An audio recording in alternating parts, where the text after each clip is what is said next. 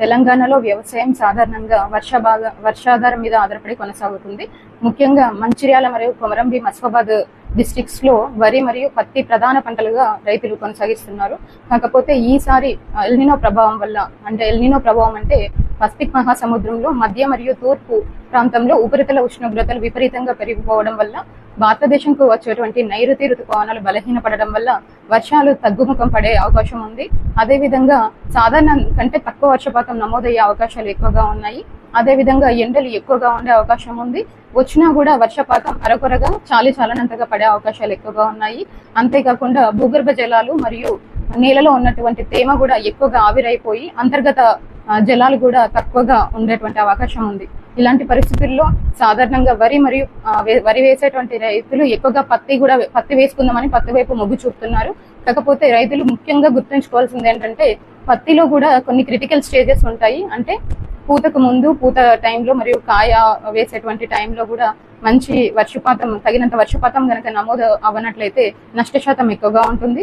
అదే విధంగా విత్తనాలు విత్తినప్పుడు కూడా కనీసం 70 నుంచి 100 mm వర్షపాతం కనుక నమోదు అవ్వకపోతే విత్తనాలు మొలకెత్తే అవకాశం కూడా ఉండకపోవచ్చు.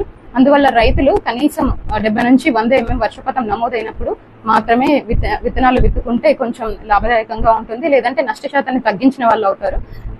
మన తెలంగాణలో ప్రధానంగా జూన్ 2వ పక్షం నుంచి జూలై 1వ పక్షం వరకు కూడా విత్తనాలు విత్తుకోవడానికి మంచి అనుకూలమైనటువంటి వాతావరణం ఉంటుంది కనుక రైతు సోదరులు 1-2 వర్షాలకి తొందరపడి విత్తనాలు వేసుకోవద్దు. దానివల్ల ఏంటంటే మళ్ళీ మీరు మొలకలు రానట్లయితే రీసోయింగ్ అంటే మళ్ళీ విత్తనాలు విత్తుకోవడానికి అంటే ఎక్కువగా కాస్ట్ ఆఫ్ కల్టివేషన్ పెంచుకునే వాళ్ళు అవుతారు.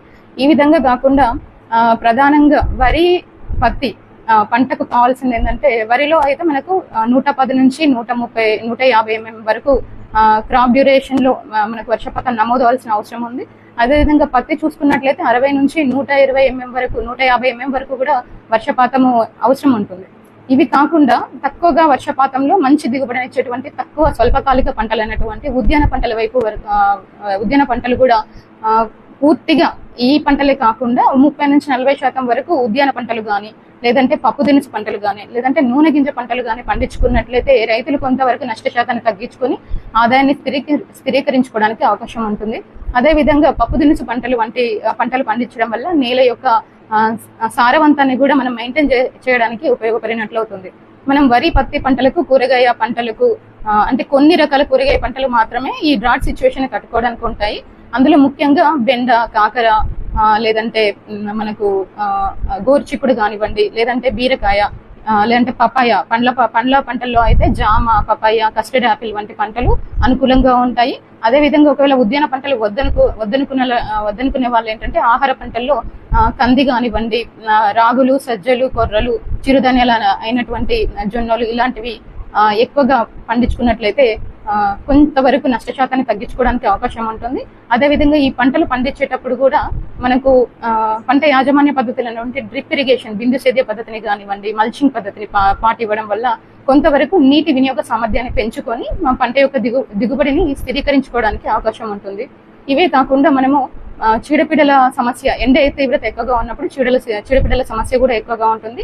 అందులో ముఖ్యంగా రసం పీల్చే పురుగుల సమస్య ఎక్కువగా ఉంటుంది. అది పచ్చదోమ, తెల్లదోమ కానివ్వండి, త్రిప్స్ అంటే పచ్చదోమ, తెల్లదోమ, లేదంటే మైట్స్ వల్ల వీటి వల్ల ఎక్కువగా మనకు నష్టం కలిగేటువంటి అవకాశం ఉంటుంది.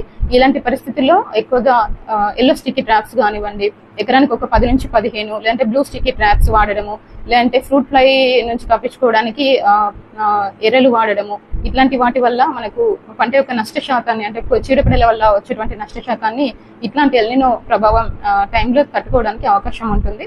అందువల్ల రైతు సోదరులు ఇలాంటి తక్కువ వర్షపాతం ఉన్నటువంటి టైంలో మంచి పంటను ఎంచుకొని దానికి అనుగుణంగా పంట మార్పిడి అదంటే క్రాప్ డైవర్సిఫికేషన్ అంటే పంట వైవిధ్యీకరణ చేపట్టి ఆదాయాన్ని స్థిరీకరించుకోవాలని వేటి న్యూస్ వేదికగా కోరుతున్నాను.